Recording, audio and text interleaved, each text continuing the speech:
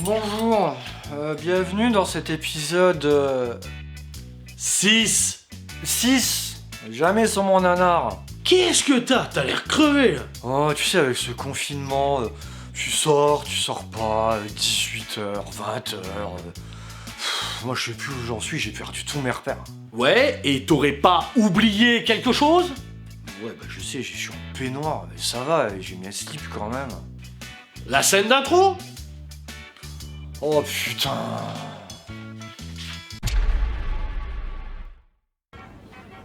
Mais bien sûr. Une diseuse de bonne aventure, quoi.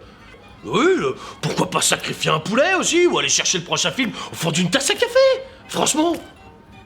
Tu sais qu'elle nous entend là. Où elle l'a lu dans notre esprit?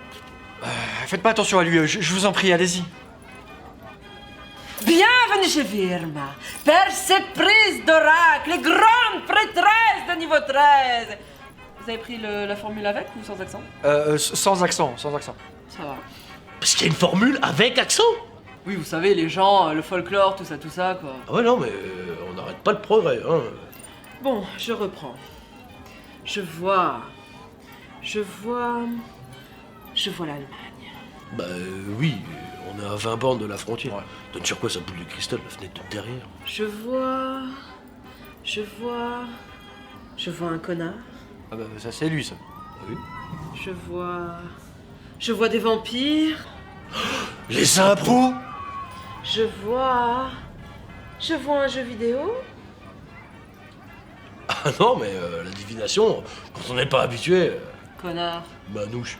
Mais allez-y, je vous en prie, continuez. Je vois de la pluie. Je vois du sang. Attendez. De la pluie, du sang.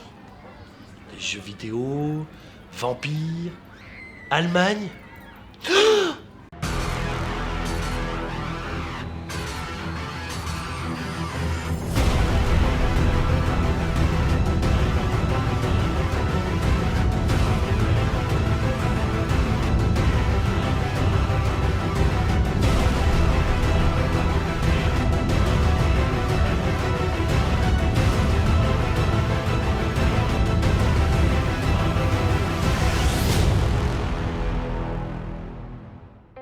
Bonjour, bienvenue dans ce nouveau JSMN. Déjà un grand merci pour vos retours sur le dernier épisode, vous êtes de plus en plus nombreux à nous suivre à chaque fois et on en est ravis. Aujourd'hui pour cet épisode 6. 6.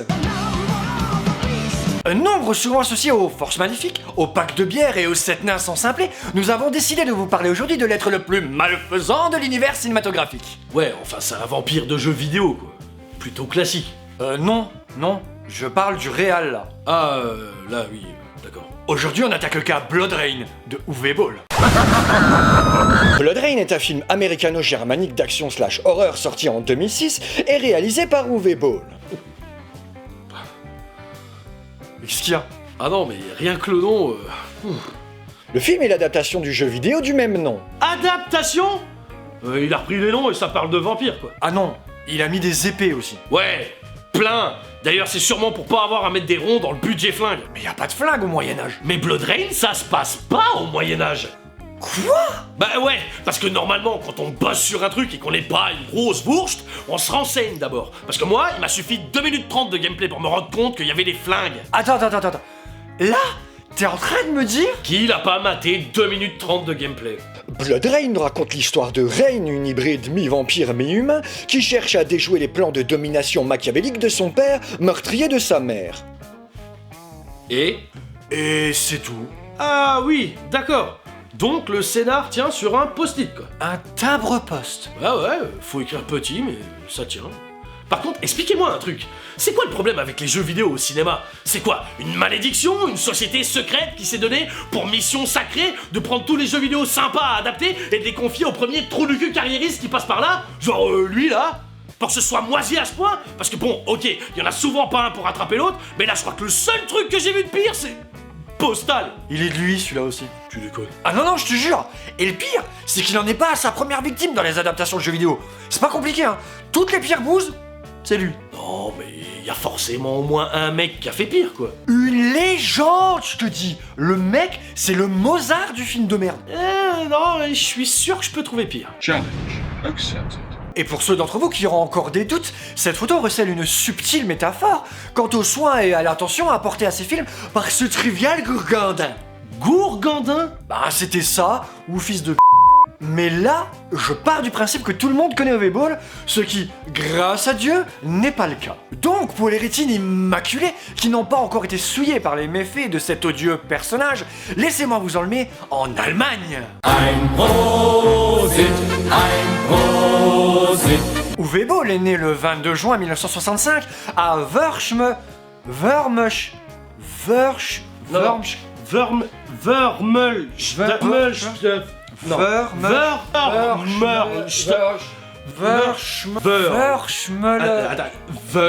en Allemagne, quoi. Ancien boxeur professionnel reconverti en réalisateur, Putain de conseiller d'orientation. il démarre sa carrière en 1991 et décide, après une quarantaine de films, de prendre sa fausse retraite en 2016. Breaking news. Ce n'était que du mytho. Fuck yourself. Oui, j'ai bien dit fausse retraite, puisqu'il vient de lancer un Kickstarter pour faire don à l'humanité d'un Rampage 4. Il est considéré par beaucoup, toi, moi, vous, tout le monde avec des yeux, comme le plus mauvais réalisateur de tous les temps. On le surnomme même le nouvel Ed Wood. Et je vais m'arrêter là 2 secondes parce que je ne suis pas du tout d'accord avec cette dernière affirmation. Il y a une énorme différence entre ces deux personnes. Ed Wood, né en 1924, était un vrai amoureux du cinéma. Il aimait faire des films, il était juste pas très bon. Ses films étaient certes mauvais, mais faits avec le cœur. Il ira même jusqu'à détruire sa vie pour essayer de réaliser son rêve. Il survivra dans les années 60 et 70 en écrivant divers récits pulp ou autres scénarios de séries Z ou érotiques. Il réalisera même quelques films pornographiques avant de décéder en 1978 à l'âge de 54 ans des suites de son alcoolisme. Il s'est littéralement tué pour vivre son art jusqu'au bout. Et si vous voulez un bon aperçu de l'homme qu'il était, je vous conseille vivement le film Ed Wood de Tim Burton avec Johnny Depp. Attends 2 secondes. Il a l'air bien ce film. Oui, c'est très bien. Ah, parce que ça peut être très bien. Ed Wood est l'antithèse totale de l'éthique Ball. Les films de Ball ne sont pas faits par amour du cinéma. Ils ne sont que les produits bâclés d'une vision superficielle d'un homme dont la seule réelle motivation reste sa cupidité. Il a juste profité du système de financement allemand qui permettait d'éponger ses dettes en cas d'échec. Ce qui lui a permis de faire de la merde tout en gagnant bien sa vie. Mais attention, à un niveau modestie, quand monsieur décide de se comparer à d'autres réalisateurs, il choisit des petits noms, comme David Lynch ou Martin Scorsese. Eh? Mais ça aussi, ça a l'air très bien. Ah non, ça c'est mieux. Comment ça, mieux? Mais s'il y a des films comme ça, pourquoi à chaque fois que je m'assois dans ce canapé, c'est pour mater une bouse? Non mais t'as lu le nom de l'émission? Je vois pas le rapport. Bref. Bon, maintenant que le cadre est posé et que vous situez un peu mieux l'artiste derrière l'œuvre et l'homme derrière l'artiste, passons au casting. Donc, un film, ça peut être très bien. Verschnen.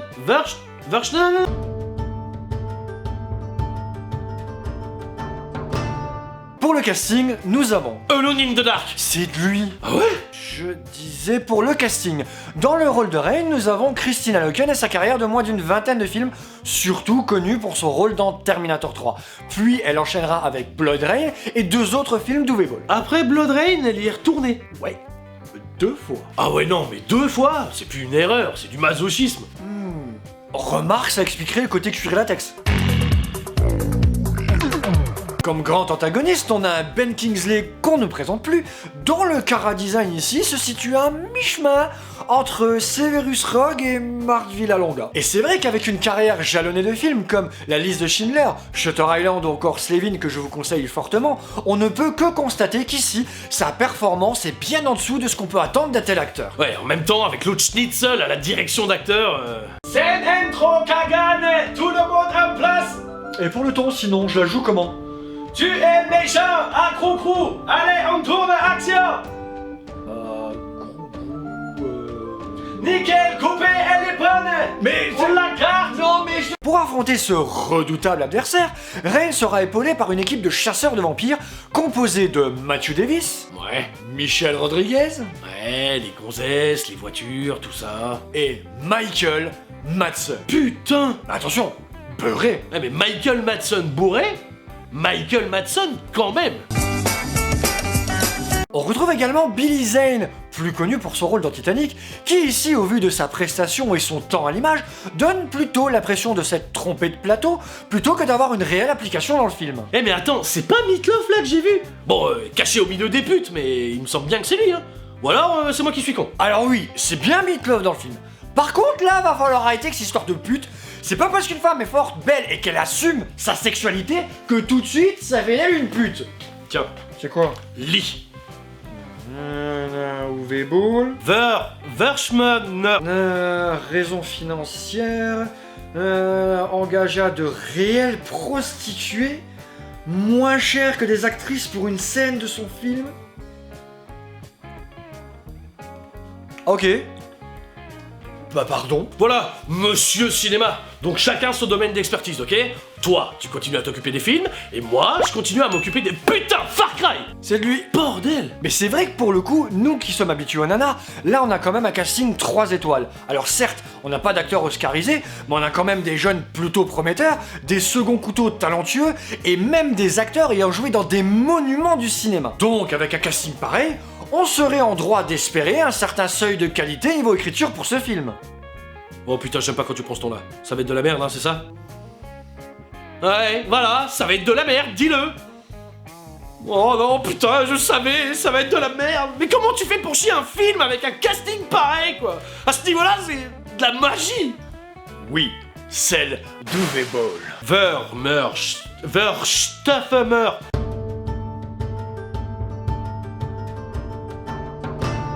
Bon, il est temps d'attaquer cette énorme partie qu'est le scénar de ce film.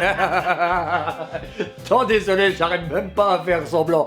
Non, en fait, c'est pas compliqué, il y a rien. Non, c'est pas qu'il y a rien, c'est juste que c'est la trame d'un scénar de jeu vidéo. Et d'un mauvais scénar de jeu vidéo, pour être précis. Donc, on a mise en place du contexte, présentation des gentils, baston, présentation des méchants, baston, Mais en flashback. rencontre de PNJ, obtention de quête, baston, recherche d'objets de quête, baston, boss final, grosse baston, fin. Mais comme on ne voulait pas que l'émission fasse 4 minutes 30, on va rentrer un tout petit peu plus dans le détail en n'abordant pas le scénario lui-même, mais plutôt la façon dont il nous est présenté. La scène d'introduction vient nous poser le contexte d'un monde semi-médiéval, où l'existence des vampires n'est visiblement un secret pour personne. Prenons cette scène. On nous présente un monde où l'existence des vampires est connue de tous. Ok. Il y a des chasseurs qui sont là pour tuer toutes ces saloperies. Ok. Et là, sans crier gare, Sébastien s'aperçoit de l'absence de reflet du figurant assis juste à côté et décide de l'empaler violemment, comme ça, en pleine ville. Et là, aucune foutue réaction. Parce que je veux bien les mecs vivent à la dure. Mais si tu peux suriner un mec en pleine rue sans que personne bouge une oreille, c'est pas d'Asland. Mais si vous pensez qu'on est déjà loin dans le too much, attendez de voir la présentation des autres.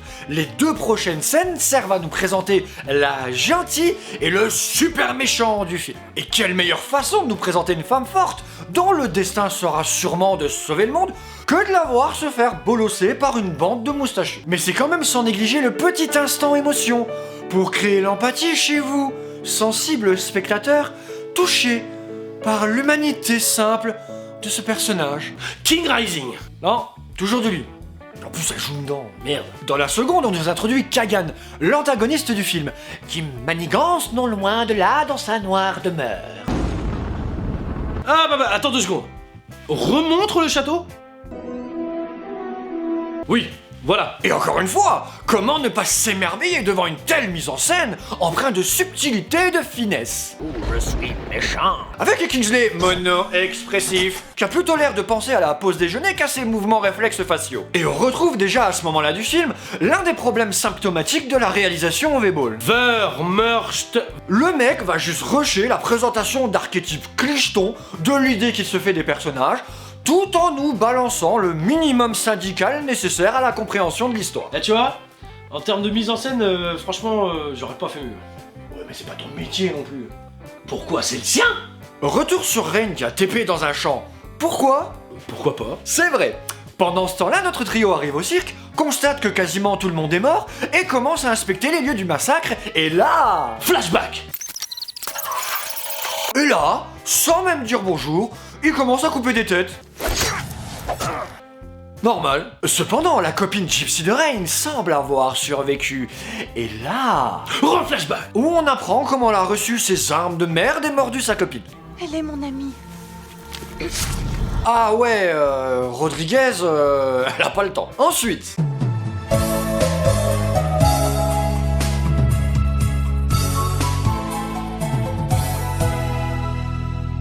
Bonjour Billy Zane. Scène qui n'a aucun autre but que de nous dire que Zane, vampire, et que Rodriguez, fille de Zane. Et tu vois, franchement, elle, je la sens fiable de ouf. Grave. Rain, après avoir sauvé une roulotte d'une attaque de vampire, se négocie un petit blablacar jusqu'au village suivant. Mais comme chez Uwe Boll, le hasard fait toujours bien les choses, à peine arrivée en ville, elle va tomber sur une bohémienne. Visiblement disciple du dieu Scénarium, puisqu'elle détient apparemment toutes les clés de la compréhension de l'histoire, du background de Rain et des futurs objectifs à accomplir. C'est pas pratique. Wow, Bah quoi? c'est bizarre, j'ai comme une impression de déjà-vu. Bref, elle lui raconte donc que Kagan est son père et qu'elle est donc mi-humaine, mi-vampire. Tu es une vampire. Oh putain. Et tout? T'inquiète. Alors sinon, pour le nom de l'hybride, je pense que le meilleur compromis, ça reste encore les vampires. Eh machin, Ya? viens voir avec moi 2 secondes. C'est un vampire, connard. Bah t'étais où? Rendre la justice.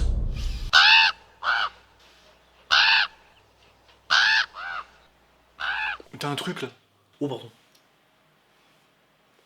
Mais les révélations ne sont pas finies. Qu'il a tué sa mère, qu'il a commis une domination mondiale, qu'il aura besoin de 3 reliques légendaires pour vaincre et semer la mort. 3 reliques.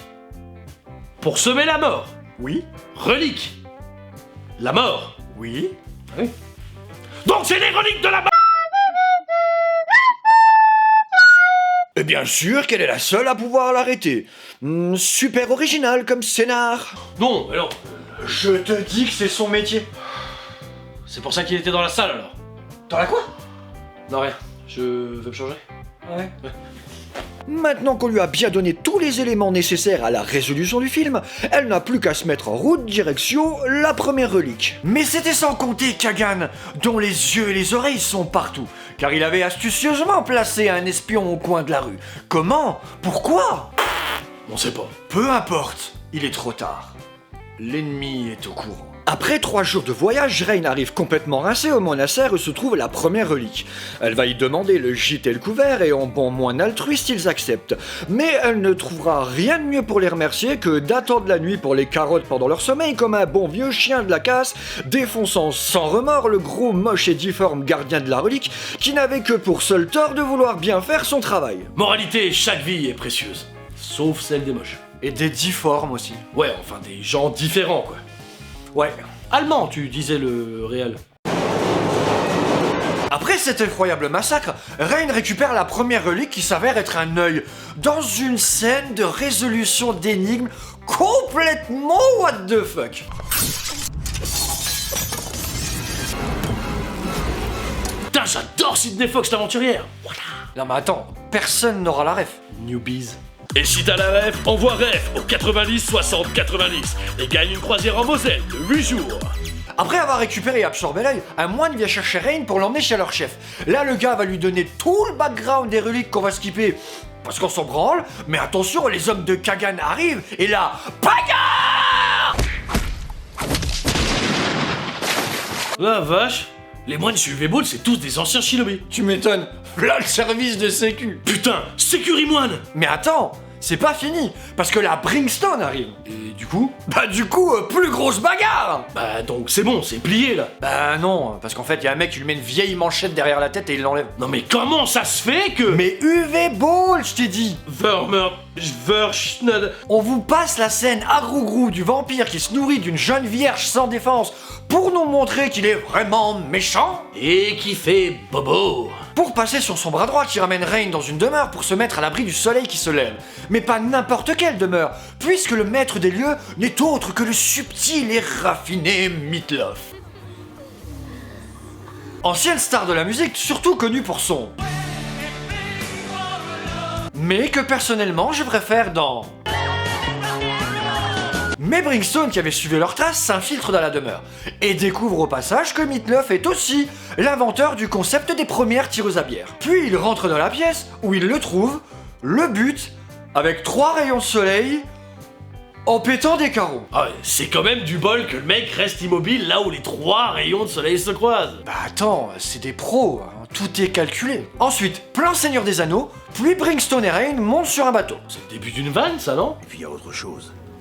Ça. Bah, c'est des boobs. Mais non, il lui montre la croix. Bah, quelle croix? Bah la croix la croix. Vampire? Oh, attends, je suis plus là. Mais t'as quoi en tête depuis tout à l'heure? Vershmel. Kagan apprend par son bras droit l'identité de Rain et que celle-ci a déjà absorbé la première relique. Il envoie donc ses hommes la capturer vivante pendant que lui récupère la deuxième. De leur côté, Brimstone vont enfermer Rain dans une cellule de leur QG pour plus de sécurité. Et là, il va se passer plein de choses pas très intéressantes, alors on va rusher.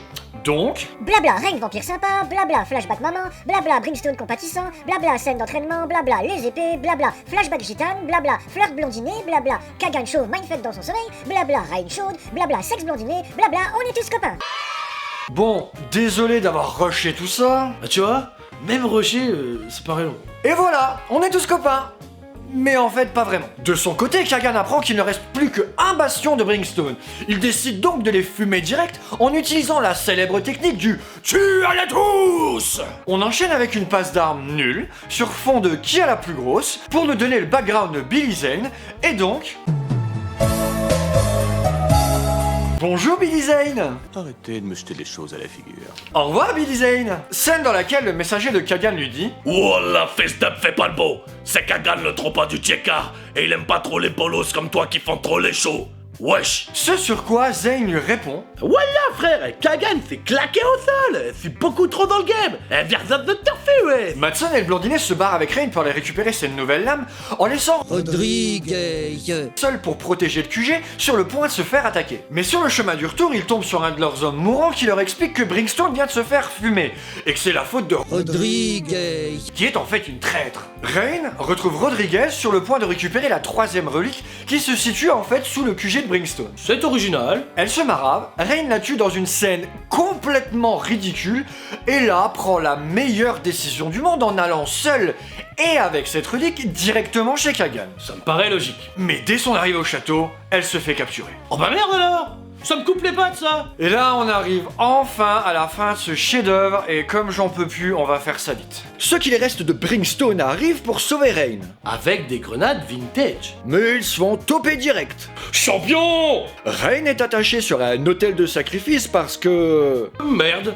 Brimstone se libère dans la pire des scènes d'évasion de l'histoire. Non, attends, après les gens vont encore dire qu'on est des mauvaises langues. Laissons-les juger. Il faut trouver un moyen pour sortir de là. Gardien, mon compagnon a disparu. Je comprends pas, je sais pas où il est passé. Alors, pour enfin arriver à la grande scène finale de baston général, et là niveau débauche d'hémoglobine, chorégraphie nulle, c'est tournée générale, hein. Buffet à volonté, servez-vous. Ça coupe des têtes, ça joue de l'arbalète, Madsen meurt, le blondinet meurt, Rain affronte Kagan, finalement Madsen et le blondinet pas encore morts, Rain défonce Kagan, là Madsen et le blondinet vraiment morts, Rain s'assoit sur le trône entouré par des cadavres avec un regard caméra dans un plan extrêmement malaisant. Et... Rien. Fin. Wow. Ah bah oui. Non. Mais c'est nul, putain. Je sais. Attends, mais pourquoi elle s'assoit et elle regarde la caméra? On sait pas. Et Billy Zane, il devient quoi? Arrête. Mais et qu'est-ce que... Arrête.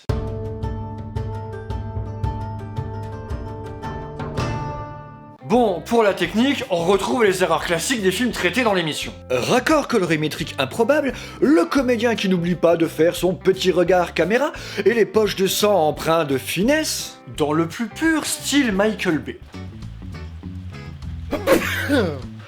Oh. Allez, désolé. Non mais, je fais du lait. Et ce montage bordélique au possible. Vous savez, le montage au V-Ball, c'est un peu comme quand un enfant est pressé de vous raconter une blague mais qu'il en a oublié la structure. C'est n'importe quoi. Et là, vous allez me dire, c'est comme d'habitude en fait. Sauf Si vous prenez en considération que des films comme Star Crash ou Samurai Cop ont été faits il y a 30 ans. Donc, ça fait 30 années d'exemples de fails à éviter, et Ball se les mange tous. Alors que normalement, quand tu t'intéresses même juste un peu au cinéma, tu devrais pouvoir en éviter quelques-uns. Ce qui n'est visiblement pas le cas ici. Et là encore, je vous parle d'erreur, ça pourrait être excusable. Mais prenez par exemple la fin de cette scène.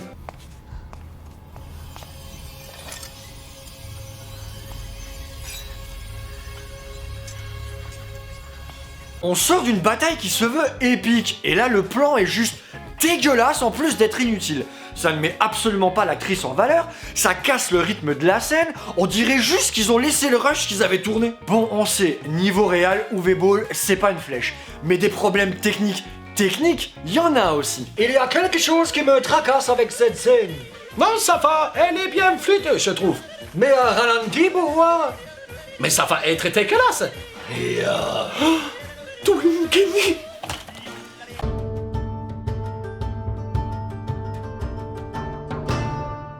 Bon, autant vous dire que vu le nombre de choses à traiter, on aurait pu faire l'émission entière juste sur cette catégorie. Donc, pour pas perdre trop de temps, on vous a fait un petit best-of. Commençons par la pierre angulaire de toute cette merde, et sûrement la chose la plus importante pour un film de vampire, le maquillage. Donc voilà, un vampire, Ne te mêle pas de ça. le denfire, Mais je suis désolée. et les autres. Et je pense qu'au vu de ces images, vous saurez apprécier la qualité du travail ici réalisé. Non mais honnêtement, pour une asso locale, c'est pas mal fait. Asso local de quoi, bordel? Ça fait 1 heure, je me tue à te dire que c'est son métier. Ouais, ça va, hein, ça va. Toi tu dis, ouais, je vois, voilà. Vous l'aurez deviné, niveau FX, c'est navrant. Mais allons un peu plus loin en faisant un petit comparatif. Et prenons pour ça un autre support audiovisuel qui traite du sujet des vampires et que nous supposons connu de tous, la série Buffy contre les vampires. Et là vous allez me répondre, bah si dans Buffy ça claque, pourquoi ça le fait pas dans Blood Rain? Ben parce qu'il y a putain de 20 ans entre les deux, bordel de merde. On aurait littéralement eu le temps d'avoir un môme et de lui apprendre à marcher, à parler, à lire, Passer son bac, son brevet, son permis. même un BTS bordel. Et tout ce que cette grosse fourche est capable de fournir, c'est ce qui a été fait il y a 20 ans. Et en moins bien en plus. Et encore, là je vous épargne la question du budget. Parce qu'autant vous dire que, entre le budget FX make-up d'un épisode de 20 minutes d'une série télé et celui d'une production internationale de plus d'1h30, il y a quand même un monde. Qui fait à peu près cette taille-là. Non mais sérieux, c'est consternant. Ouais, j'avoue, la dernière fois que j'ai vu pire, c'était dans House of the Dead. Non mais c'est aussi de lui ça. Non mais reviens, on va parler d'autre chose. Les armes, t'aimes bien les armes? Merde.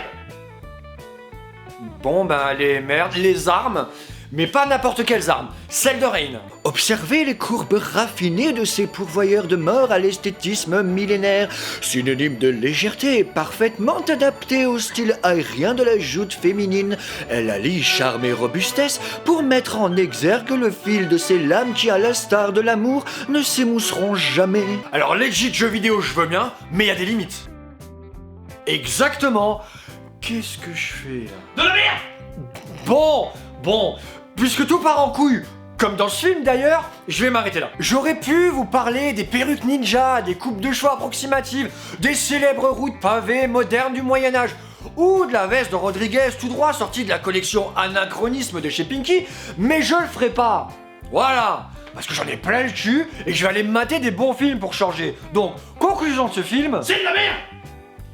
et comme le dit si bien Uwe Boll, Fuck yourself. bon, on espère que l'émission vous a plu. N'hésitez pas à nous dire ce que vous en avez pensé en commentaire. Sur ce, on se retrouve au prochain épisode. Ciao! Et t'as pas oublié de leur dire de s'abonner et de mettre des pouces bleus? Ah oui, abonnez-vous et mettez des pouces bleus. Et activez la cloche. Et activez la cloche. Connard. Connard. Non, c'est pour toi ça. Quoi?